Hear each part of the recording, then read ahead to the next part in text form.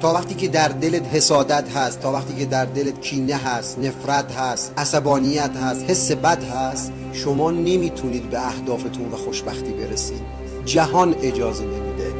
جنس جهان، جنس قوانین جهان از این جنسه، خودش درونش پر از سیاهی و تباهیه، اجازه نداره ورود کنه به دامنه وسیع خوشبختی و سعادت. دلتون رو پاک کنید از تمام کینه ها و نفرت ها، از تمام حسادت ها.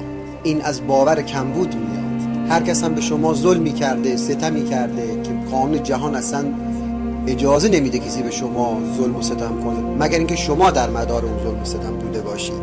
ولی باز هم اگر احساس میکنید کسی به شما بدی کرده، دلتون رو واقعی پاک کنید نسبت بهش، ذهنتون رو خالی کنید. اونجاست که در رحمت، ثروت و خوشبختی و سعادت به روی شما باز میشه.